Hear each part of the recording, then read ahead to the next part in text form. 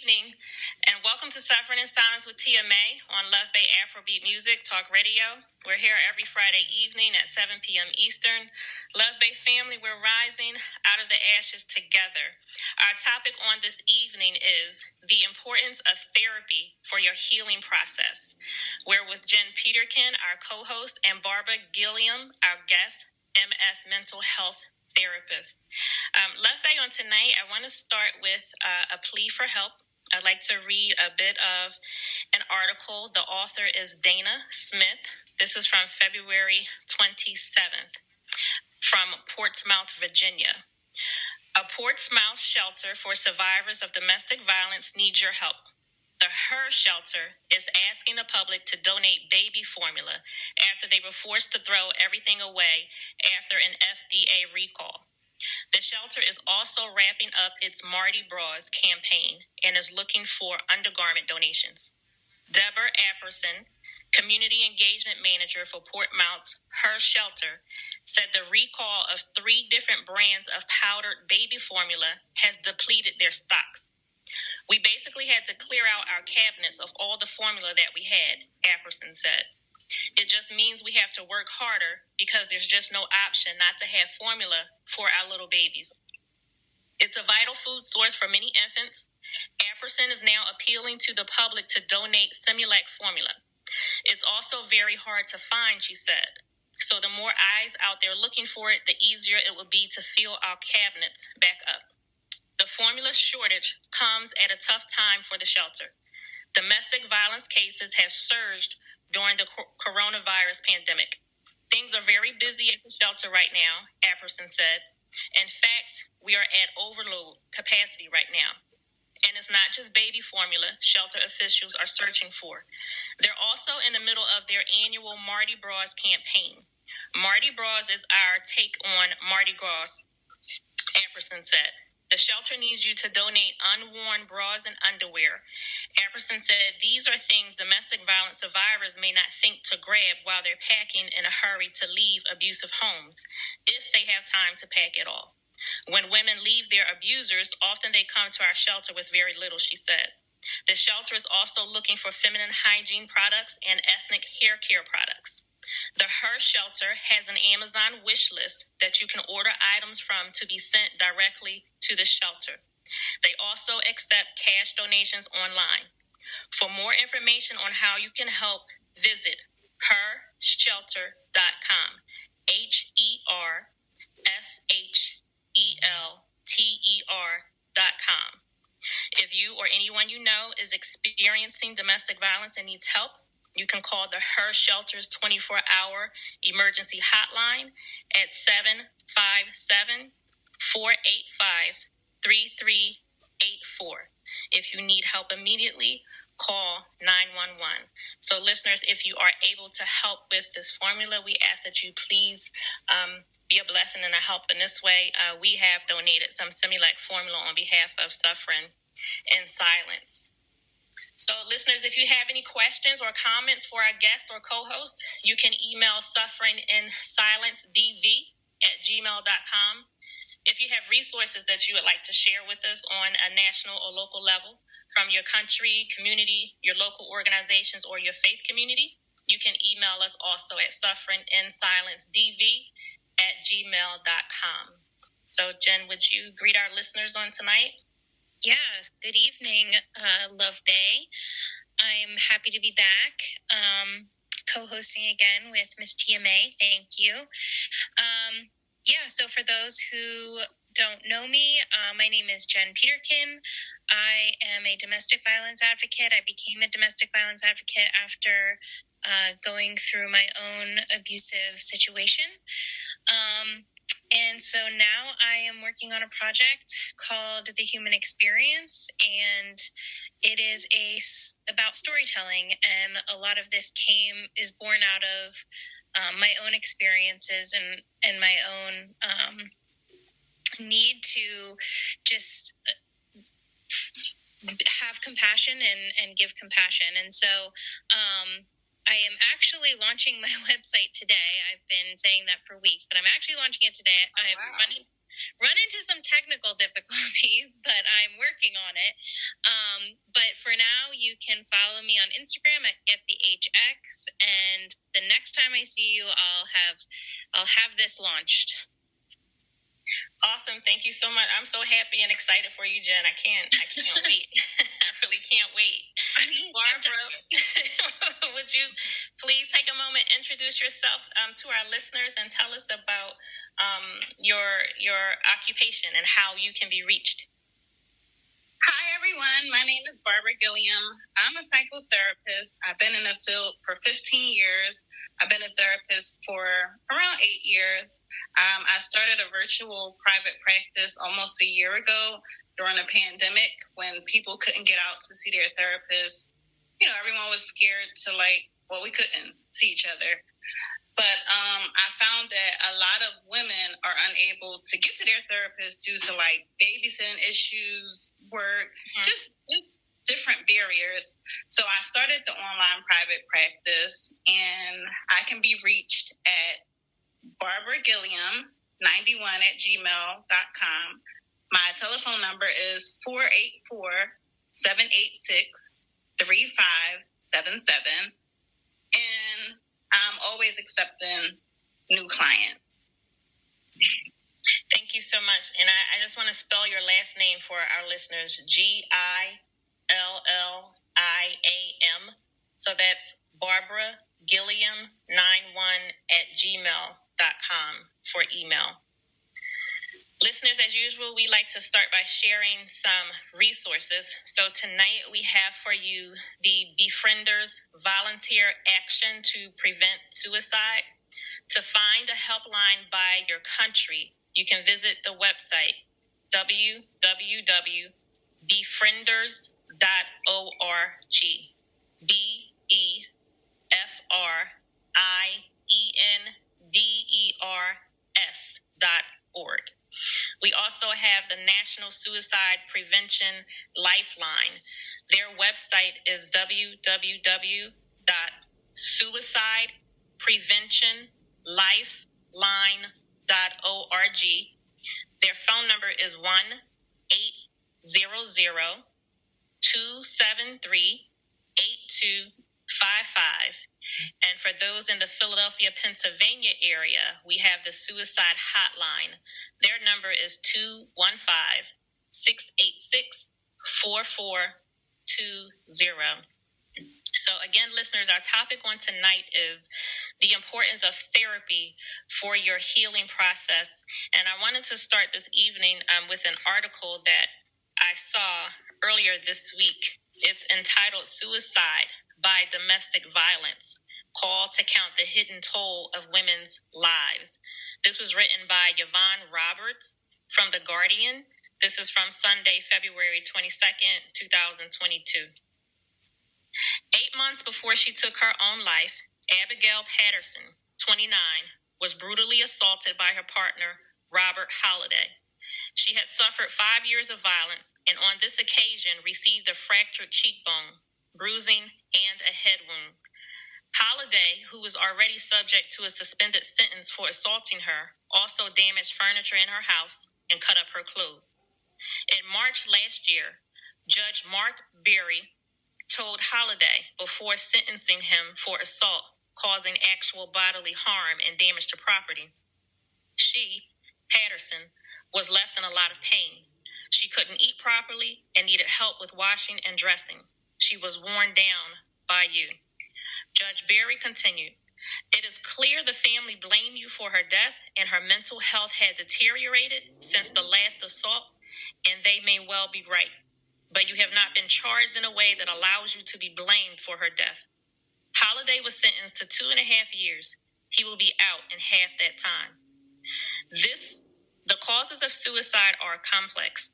Nevertheless, in France, since 2020, if domestic abuse is a prominent factor, the perpetrator can expect a sentence of up to 10 years and a fine of up to $150,000. No such law exists in the UK. In 2013, Karen Blatchford, unaided, began counting women who had taken their own lives after experiencing male violence. some abused by more than one partner, recording each woman on Twitter at we_r_Nina, not invisible, not alone. Now she is calling for these deaths to be officially counted. The extent of domestic abuse-related suicide and hidden homicides that include, for instance, accidents and femicides that pass as suicides is only now beginning to emerge because of the work of campaigners such as the charity Advocacy After Fatal Domestic Abuse. Clary O'Callaghan and Karen Angala Smith, co-founders of the annual Femicide Census, with whom the Observer has been working on its End Femicide series, advocate that better data is vital. Now a new campaign called Not Just Another Mother, Sister, Daughter, Friend has been launched, founded by criminologist Professor Jane Mockton Smith. In the run-up to the anniversary of Sarah Everett's killing on March 3rd, MPs will receive a letter signed by more than 330 organizations, charities, individuals, and bereaved families. Among its demands is a call for police to treat all sudden, unexpected deaths of those known to be victims of domestic abuse as potential femicide from the outset, securing the scene. A Home Office report published in 2015 looked at 32 unexpected deaths that the police had decided were not suspicious and were subsequently re-examined by forensic pathologists. 10 transpired to be killings, and a further 5 were suspicious and required further investigation. Almost 50%. The full extent of domestic abuse-related suicide is unknown, but the little that has been established is chilling. We know enough to know that we should be seriously concerned, says one researcher. In 2004, data from Professor Sylvia Walby estimated that 1 in 8 of all female suicides and suicide attempts in the UK are due to domestic violence and abuse. This equates to 200 women taking their own lives a year, nearly 30 women attempting domestic abuse-related suicide every day. More recently, a Home Office and police study of the first year of the pandemic, April 2020 to March 2021, detailed 38 domestic abuse-related suicides, a likely underestimate, as only those with a reported history of abuse to police were included. The majority were aged under 45, and 90% were female. And again, this is a portion of an article written by Yvonne Roberts, Suicide by Domestic Violence, Called to Count the Hidden Toll of Women's Lives, from The Guardian, written Sunday, February 22nd, 2022. When I came across this article, for me, it emphasized the importance of therapy if you are in a domestic violence situation or if you've come out of one, to help yourself mentally and emotionally. Unfortunately, suicide can also be tied to domestic violence. So, Barb, I want to ask you, can you talk about the relationship between suicide and domestic violence? But I also want to ask you, to tell us what you do and why you do it. So a big part of what I do is psychoeducation. So therapists, we're not taught to just solve problems. Me as a therapist, my job is to teach you how to cope with whatever you need to deal with, how to cope with it in a healthy manner, and how to develop coping skills, how to educate yourself. So what I do is I educate them on their illness. If you are struggling with anxiety or depression, it's my job to get you to know your triggers, and not just to know your triggers, but learn what's the best way you can handle dealing with that. So most people don't realize when you are in an abusive situation, it don't just start off physically. It start off emotionally. It start off, so you're mentally abused, you're emotionally abused, and the physical aspect is just the final result. Mm-hmm. But And dealing with all of that, your self-esteem is lower. So I work on helping women build their self-esteem. I work on helping them learn their triggers, and I work on helping them implement different things pertaining to what they need to heal. And it's a never-ending journey. Like, you can be abused at age 3, and you really wouldn't know it until, or it wouldn't resurface until, like, maybe you're a teenager. And then by the time you're an adult, it's in full swing. And that's when you have, like, the onset. But it's stages. And that's what people don't realize. So when you start to go through any type of abuse, whether it's from domestic or non-domestic, it could be being abused by your parents, it tears you down. It tears down the layers of you. So you have to learn how to rebuild yourself. And in order to do that, you have to have a support system. So I work with getting individuals to develop a support system. I work with them learning their triggers. And then I work with them teaching them how to implement daily. Because you can't just say, okay, once a week. I know for myself, a little bit of self-disclosure, I struggle with anxiety. So every single day I implement coping skills myself. Like, I'll light my candles. I'll light my incense. And those are things that keep me grounded. Those are things that make me feel good. If I'm having a really bad day or a really bad week, I'll give myself something to look forward to at the end of the week. I'll book a massage, or I'll get my nails done, or I will go to my favorite restaurant. I'll pick up it's different things that I do daily and weekly just to help me feel better. So my clients, I help them find what they need. Like, some people enjoy making candles. Some people enjoy painting. Some people enjoy writing. So it's just a matter of really building a rapport with that person and helping them to figure out what works best for them. Mm-hmm. Oh, that's amazing. Can you talk about the relationship between suicide and domestic violence? And I mean, unfortunately, just in the past couple of weeks, there have been in the news just some suicides of women who were well known, and it's I don't know that at least one case that I'm thinking of didn't have anything to do with domestic violence, but it's still suicide. But can you talk about how suicide does relate to domestic violence in some situations? Yes. A lot of women that are in domestic situations, they don't have a support system, or they're embarrassed or ashamed because of what they're going through, the suffering they're going through, because they feel like people don't understand, or people would judge them for staying in a relationship.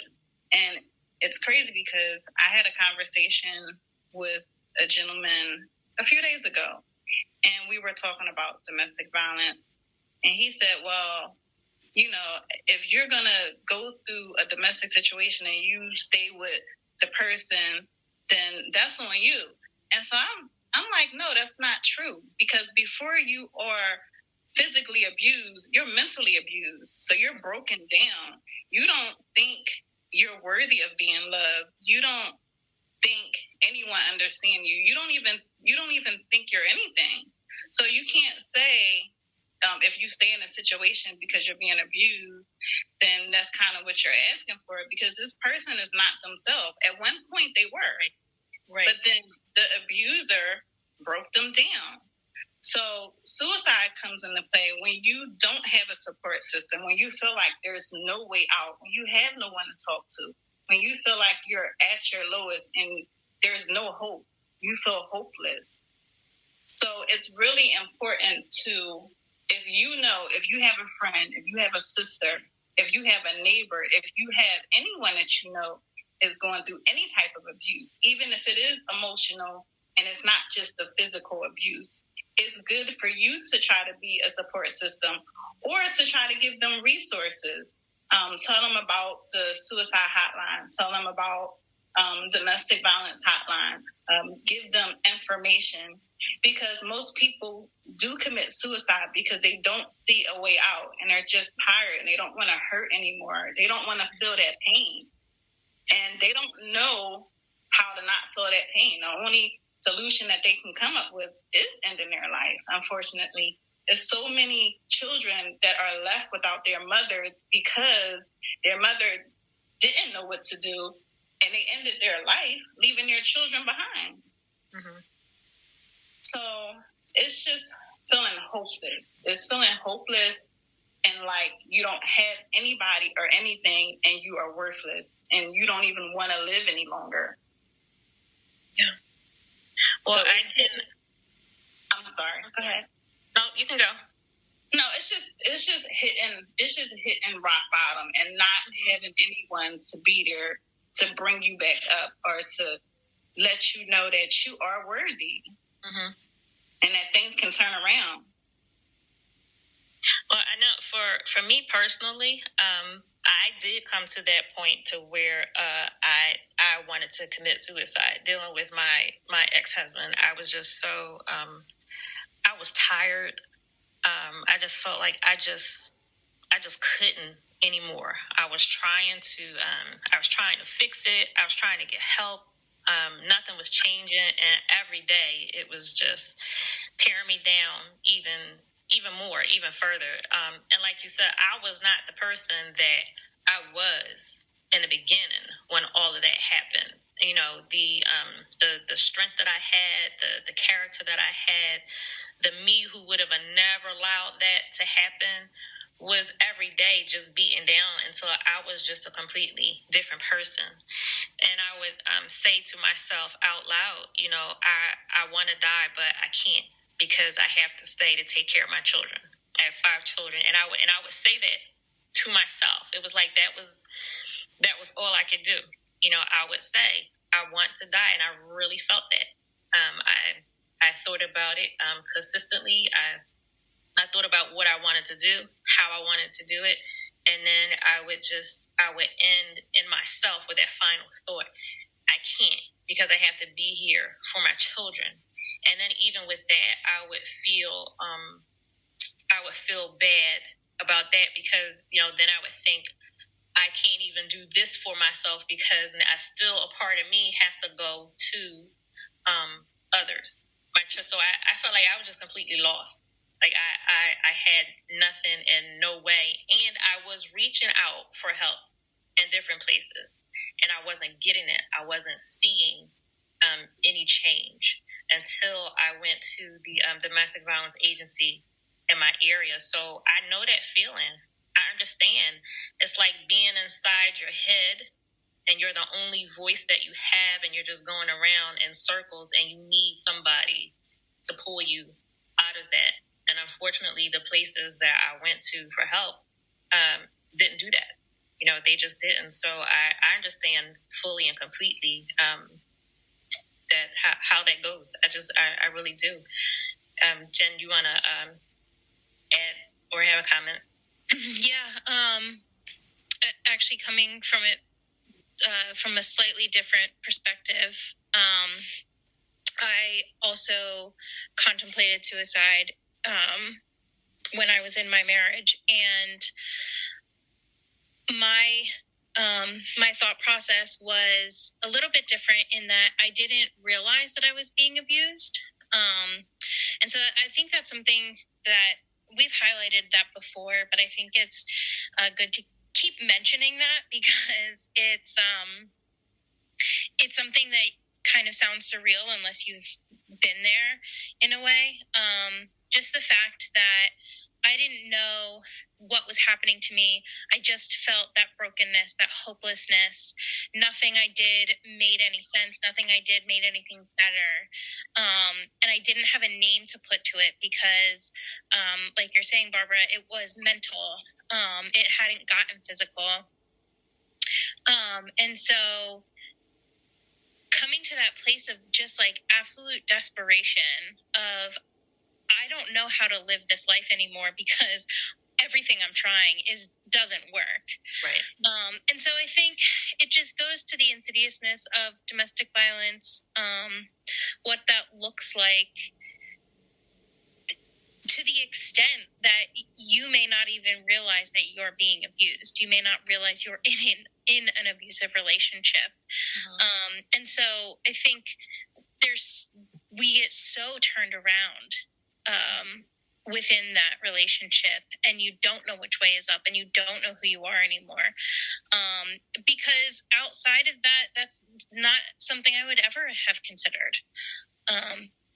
And so it really speaks to the level of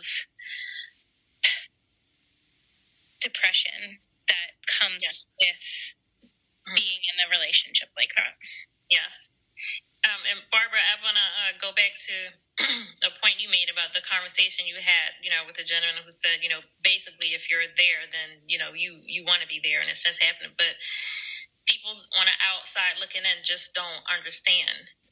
They don't understand the depression and the hopelessness. And some individuals also don't understand that there are people in domestic violence situations and there are reasons that they are not leaving. And you don't know why. There are women and men who have threats over the lives of their children, threats over the lives of their extended family members and friends. There are men and women in financial situations that will not allow them to just pick up and leave. So you don't know what's going on. And even if none of those are the reasons, you just, I think it's irresponsible. And it just shows, no empathy, no compassion, no sympathy, just to be able to say, well, you're there, so you want to be there, and that's it. You just don't know. You can't just write people off, like that. I think, again, I've said before, I believe society plays or will play a huge part in bringing domestic violence to an end. Because everyone can't just continue to stand back and say, it's not my problem, you deal with it. Well, the one who's in it needs help and obviously can't help him or herself for some specific reasons. So, it's not just he's in it, she's in it, they don't want to change, and that's just it. So it's irritating to me to hear comments like that and to see things like that. And I think education is the key to continue to share information. Maybe he honestly didn't know that, there are some reasons why men and women are in the situations that they're in. But he went through his own trauma as well. Like this is someone that I know, and I was really disappointed to hear him make that comment. And he did call me the very next morning and apologize because he know I went through my own domestic violence. And I'm like, well, how could you say that to me? Like, what do you think? So you think I deserved it? Like, I know my domestic violence started at 16, and it was more so emotional and mental. It didn't get physical to 20 years later. So it's like I had to learn to love myself again because I was so broken down mentally and emotionally. I didn't even know who I was. It's right. Like it was like a rebirth for me to that's what made me get into the field of mental health. I had to be my biggest support. You don't want to tell people when you don't even understand when you're being emotionally and mentally abused. Yeah. I didn't even really know what was happening. I know the person I was with, he would play mind games. Like, whenever I thought I was going to break up with him, he would go stand on the top of a roof and act like he was going to commit suicide. He was very gun happy. So I held my first gun at 16. And he would always have guns around. And he would, insinuate that he was going to kill me or he was going to kill himself. Mm-hmm. And that really kept me in a relationship for years because I would feel guilty, like, oh my gosh, if I leave him, he's going to kill himself. when, I don't think he really was.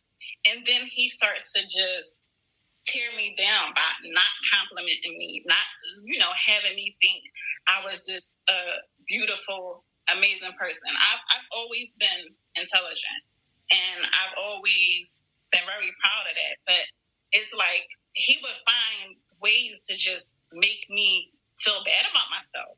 Yeah. I didn't know that was abuse. I couldn't even describe it to anyone. And I just felt kind of stupid. Like, I didn't want to let my family know. They didn't know until I was an adult. And by then, I was so broken. It was just hard. So I said, I'm gonna put everything I have, for the rest of my life, and helping women build themselves up, letting them know you have a support system. You build a support system. You are worthy. You are okay. You did not ask for this to happen to you. Like, this happened. It's life. But once you are, like, mentally, physically, emotionally abused, it takes a lifetime for you to feel like yourself again. Yes. And that's where I come in. I help women build their self-esteem. I help them develop a support system. And together we have to change the way we think, because I have to change the way I thought. When I started getting compliments from other people, I'm like, oh my God, why are they complimenting me? Because for years, he never told me I was beautiful. He never said anything nice about me. Mm-hmm. So it's like when I started getting compliments and notice from other people, I was looking like, oh wow, like this is what it feels like for people to say nice stuff, right, and for people to like treat me good, and okay, so maybe I'm not so bad. I had to really learn to love myself, and if you're not taught that, it's hard. Yes, it is. Luv Bay, we want to welcome you again to Suffering in Silence with Tia May on Luv Bay Afrobeat Music Talk Radio. We're here every Friday evening, 7 p.m. Eastern, with a replay on Tuesday evenings at 7 p.m. Eastern. Luv Bay, we are rising out of the ashes together. And I want to share those resources with you again. Befrienders Volunteer Action to Prevent Suicide. To find a helpline by country, you can visit www.befrienders.org.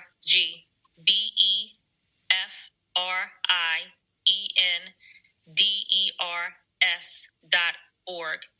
Also, the National Suicide Prevention Lifeline. Their website is www.suicidepreventionlifeline.org. And their phone number is 1-800-273-8255. And again, if you are in the Philadelphia, Pennsylvania area, the suicide hotline number is 215-686-4420. And again, we have with us Barbara Gilliam, MS Mental Health Therapist. Her number is 484-786-3577. Her email address, barbaragilliam91@gmail.com. And Barbara can assist you with coping skills for depression, anxiety, or relationship conflict. She has a virtual practice, so you can give her a call or give her an email. So as we come back to our topic on this evening, the importance of therapy for your healing process. Barb, I want to ask you, you alluded a little bit earlier to support systems.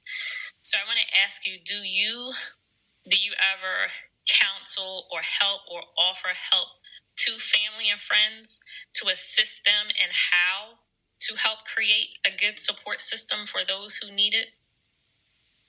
In my immediate family, no. I mean, of course, I do it for free, but not more so as a therapist, more so just as a friend.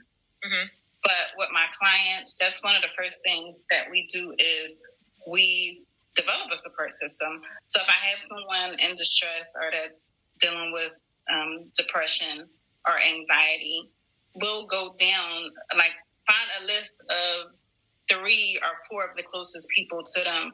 So when they're starting to feel like they're unraveling, if they feel unbalanced, if they can't get a therapy session right away. I also do offer emergency therapy sessions to all of my clients. But if they can't, I like to make sure that they have at least about 3 or 4 people that they can call when they feel like they're in distress. And that's very essential because you can be at your lowest and you might just need to talk to someone for a few minutes, and then you'll feel better after that conversation. Even if it's not a therapist, some people don't have access to therapy, or they can't afford therapy, or they don't have insurance. And that's where your support system will come in handy, because you need someone to talk to.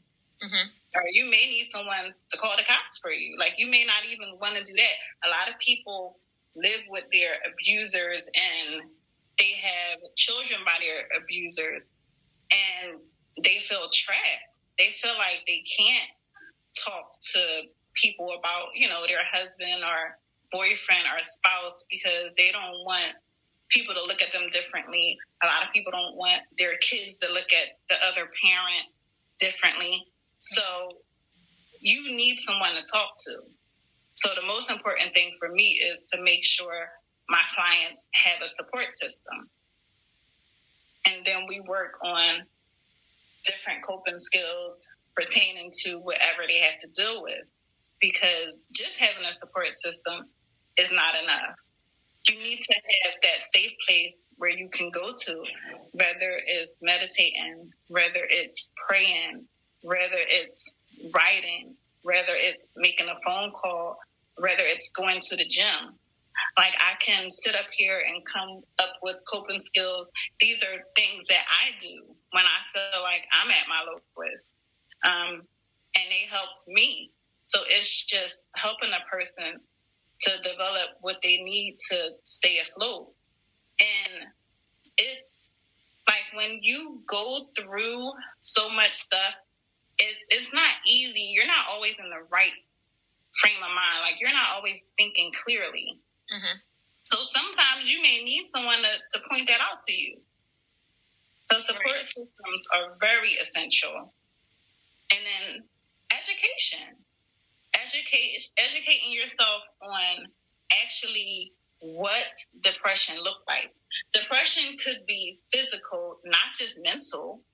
I've had days where, I actually went weeks without really having a whole meal and just like grabbing, something and barely not drinking. And that's because you don't even realize you're doing these things. Mm-hmm. But then physically, it'll give you headaches. It'll make your stomach hurt.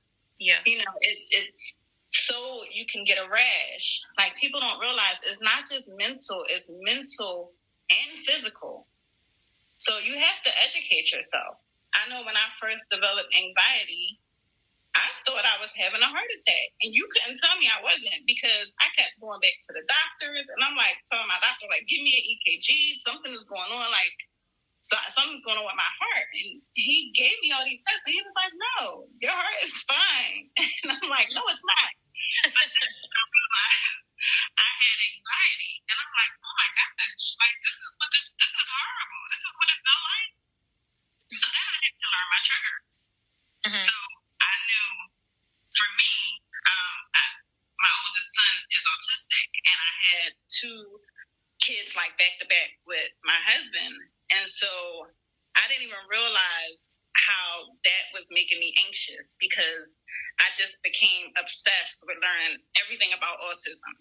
And then while he was still maybe like 8 months or 7 months, I got pregnant with my middle son. So then I realized a big trigger for me was bath time in the bathroom, the echoes. Like, something in the bathroom with the echoes was just making me feel insane. So I had to delegate that to my ex-husband. I'm like, you got to do bath time, because I'm just feeling a little bit crazy when I'm in this bathroom with, both of them in the tub. Mm-hmm. And I had to really learn my triggers so I could figure out how to not feel so anxious. Mm-hmm.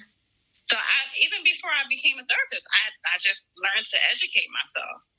if I couldn't sleep, I would get on my phone and I would Google stuff. And I taught myself so much, but everyone don't have that capability. Right. So what I like to do is educate the people that I counsel because they don't know. So you have to teach them, and that will take them a long way. My job is not to be someone therapist forever. My job is to teach them how to help themselves. And then I'll feel like I did a great job because they won't need me. Right. That is amazing. It's a blessing. It's a blessing to just go through so much where I can help people, not just because I'm educated, not just because I spent thousands and thousands of dollars on getting these degrees, but because I'm a real life woman and I experience things and I have real life scars, and it makes me empathetic and passionate about helping others, and it gives me fulfillment. Yes, I think that's the best scenario of a person extending their help and their expertise. I'm not just helping you because I learned it in the book, because I have the degree. I'm helping you because I lived it. I experienced it. And so I know what you feel. I know what you're going through. I literally, physically, I know. And I think that's the best mixture. And so, I mean, I thank you for what it is that you do. And I thank you for the care and the compassion that you bring to it. And I never wish any kind of hurt or pain on anyone, but to be able to come through that hurt and pain and allow yourself to use it to help someone else, I think that's a great thing. I think that is awesome. So again, I thank you for what it is that you do, because you understand and you know in a way that others wouldn't. You can have as many degrees as you want. I don't care how many letters you have behind your name. If you don't have that care and that compassion, it's nothing. And I think not having a level of compassion and caring, I think that actually does more damage to the individual that's coming to you, when you can just treat them like paperwork and not really care about that person. So again, I thank you and commend you for everything that you're doing. It's a believe me, I know it's a hard thing. You're welcome. I mean, it gives me a sense of fulfillment because I wish someone was able to help me, but I didn't know anything about having a support system. I didn't know any of the stuff that I know now. So I had to really go through it to really learn and to build myself up and to realize, okay, it's way too many people dealing with this and they don't have anyone. So I'm going to be their support system. I'm going to point them in the right direction. I'm going to teach them how to help themselves. And it gives me much fulfillment because this is something I want to do until the day that I die because it's my passion. Mm-hmm. Jen, you have a question or a comment?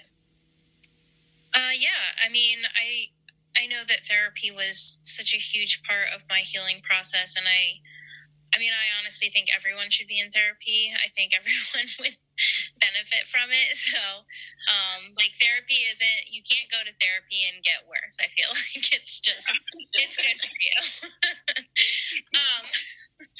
So yeah, I mean, I really do. And I credit my therapist with so much of, helping me in my healing process. She's still one of my favorite people. But I think that it's important to note that not all therapists are equipped to deal with victims of trauma, and that there is a specific reaction. Trauma response is a thing. And so not everybody, and not just therapists, but a lot of people that you would interact with, not all police are trained in trauma response or something like that. So I think it's important that you specifically seek out therapists that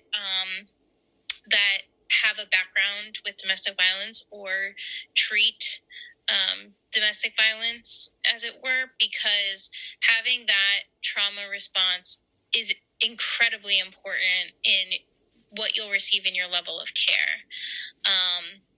I think that I just said a couple of seconds ago that therapy can't make you worse, but if you don't have a therapist that is able to actually guide you through that level of trauma, then that could potentially be a problem for you down the road. You really need to have somebody that's going to validate what you went through and be able to understand on a very, even just, clinical level of how the brain works when it experiences trauma, what it does to protect itself, what it does to protect you when you experience trauma. So I think that's just incredibly important. And obviously, Barbara, having gone through your own trauma, you have an insight into that. Mm-hmm.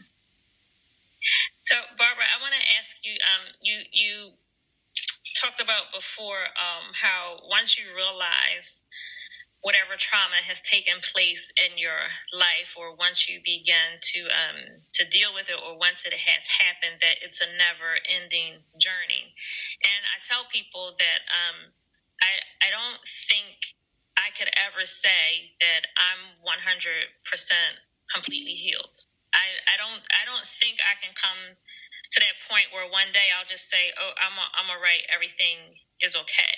So for me, my healing journey is continuing. So I speak to my counselors when I need to. I speak to my counselor who specializes in domestic violence, and I speak to my counselor who's a Christian counselor in general. So whenever I need to reach out to either of them, I do. There are times that I call hotlines myself. If I need to call a hotline, I'll do that. If I need to speak to someone within my support group, a family or a friend, I will do that. So there are times when I have to utilize coping mechanisms for myself. For me, one of the things that I would do, I forget exactly what it's called, but there are times where I had to bring myself back into the moment. So I will sit in a chair and I will press my feet into the floor, press my back into the chair, so I can feel this moment, and I'll force myself to listen to what's happening around me. If I can hear kids playing outside, or if I can hear cars or things like that, anything to bring myself back into the moment. There are things that I do right now when I need to, but all that to say, I tell people, I don't think the journey ever ends. I think you need to continue to take care of yourself. So can you talk about that? Because some people say, you know what, I don't want to go to counseling. I don't want to be in therapy all my life. It's not about being in therapy all your life, but I think it's about taking care of yourself. Like you said, you can get people to a point to where these are your coping skills. This is what you need to do. Now you can go and do it. You know, I've shown you and given you what you need to do. But it's okay if 2 years later, 5 years later, you're still using these techniques. So can you talk about just that never-ending journey? Yeah. I've had clients for 5 years or so. So it's and they have had therapy, and then they might stop for a few months. They might stop for a year and come back, because it's those feelings never leave. Mm-hmm. So everything that was done to you is still inside of you. And you can have a good stretch. You could be fine for about 6 months or a year. And then you wake up feeling hopeless, and you start to feel, or something could trigger you. I know, for me, sometimes if I feel I'm treated unfairly, I just, inside, I just feel so hostile. And it takes me back to that place when I was being abused, and I have to work through it so I'm not reacting on how I feel inside. And, that person might not know, just because, they were unfair, what I'm feeling inside. So you do have to constantly work. It's a never ending journey, and you have to really be a strong person, and you have to really be a humble person to be able to ask for help when you need it. Because there was times when I went through so much and I didn't want to ask for any help. I was embarrassed and I was ashamed, and I shouldn't have been. Mm-hmm. But if you don't know better, then these are the things you go through. So yes, I feel like it is a never-ending journey, because even if you weren't abused for years, it's just something that's always deep within you. Mm-hmm. It's always there, and you got to constantly work on making sure you are mentally healthy, where you are working towards being your best self, and you're not ever letting yourself feel like you don't want to be on this earth anymore. Yeah. That takes constant work. Like, even if you have a good day, if you have a few good days, you're going to have that one day where you wake up just feeling like, why did I wake up today? Mm-hmm. And that's when you have to pull everything inside of you to, like, remind yourself, I am worthy. I am a good person. I'm a human being. I work hard. I am loved. People love me. So it is never ending, and it's something that you have to constantly work on so you don't give up on life. Yes. And having the right people. Oh, yes, go ahead. Having the right people. I'm sorry. I just wanted to say to the listeners, and Barbara, I'll ask you and Jen to follow up with your own comments on this. But I want to say to the listeners, if there is one who is thinking or has been thinking about suicide, I want to say that it's okay. You're okay to think your thoughts and feel how you feel. Nothing is wrong with you, because I remember myself feeling like that. Something was wrong with me. I was suffering and going through all that I was going through. Now I feel like I want to take my life. Something's wrong with me. And our listeners, I want you to know and understand, nothing is wrong with you. It's not you. There are circumstances. There's a situation that you're dealing with, but it's not you. And it's okay to feel how you feel. It's okay if you're feeling anxious. It's okay if you're feeling depressed. It's okay if you're feeling like you don't want to be a part of this world, but it's only a feeling. Don't let the feeling overtake you, and reach out to your support system. Reach out to the resources that we've given. So I really just want to say, it's okay. Nothing's wrong with you. You're not crazy. You're not off the wall because you had that thought. It's okay. I know there are moms, that would feel guilty because, I thought about suicide and I have children. It's okay. You're a person. You're human. You're struggling. Don't come down on yourself even more than what you already feel. And again, it's a feeling. Just do not give in to that feeling and reach out for help. So, Barbara and Jen, what would you add to that?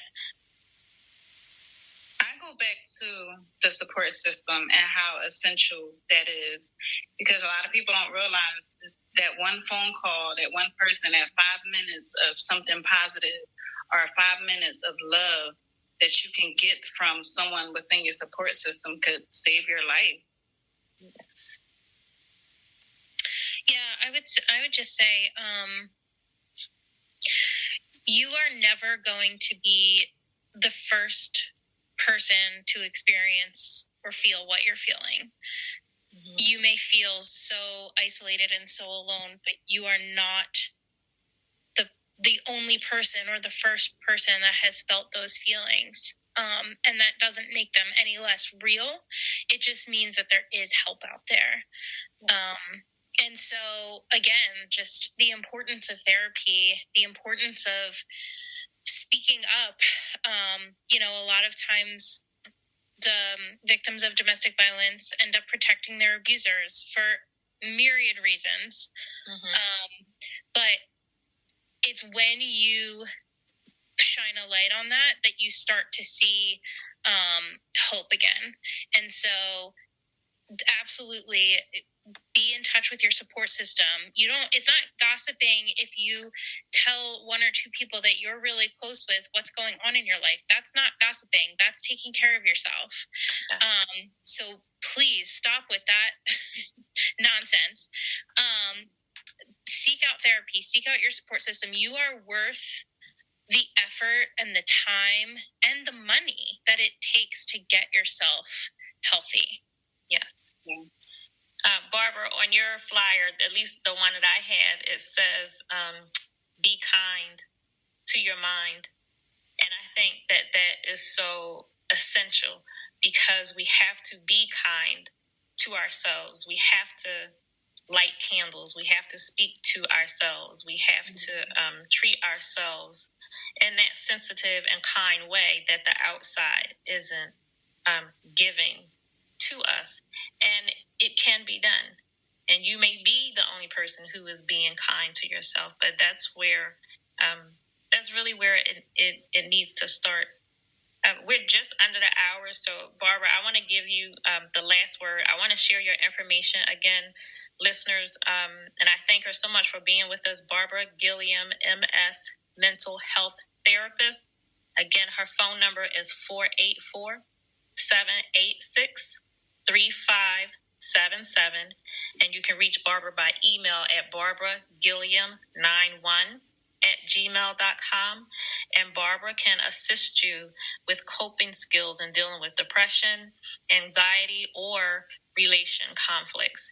So, Barbara, I want to give you the last word on tonight, and we thank you again very much for being with us. It is such an honor for me to be a part of this movement, because we are the ones, we have these children, we work these jobs, we're constantly running ourselves into the ground.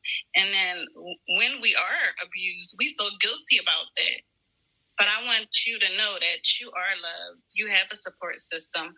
I'm always accepting clients, and I love what I do. It's a passion of mine.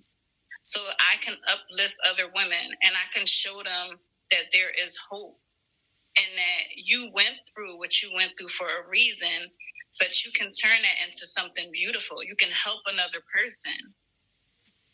And I want to just leave it there. Be kind to your mind and work on being healthy, having healthy mental health. And don't be ashamed. Don't be ashamed if you're struggling with anxiety or depression. I've had anxiety for 17 years, and I don't take any medication for it. I deal with it. I cope with it. I'm implementing my coping skills every single day that I wake up, because I want to be the best me I could be for my children. I want to be the best me I could be for my clients. So be the best you that you can be for you. And don't be ashamed or embarrassed, because whatever you're going through, I'm here to help. And I can be reached day or night at 484-786-3577. Thank you so much. Luv Bay, we thank you again for being with us on this evening. We thank our co-host again, Jen Peterkin, and our guest for the evening, Barbara Gilliam, MS mental health therapist. Luv Bay, if you would like to catch up on previous episodes from the program, you can visit our YouTube channel, Suffering in Silence DV. We thank you for joining Suffering in Silence with Tia May on Luv Bay Afrobeat Music Talk Radio. We're here every Friday evening at 7 p.m. Eastern. We're rising out of the ashes together. Good evening.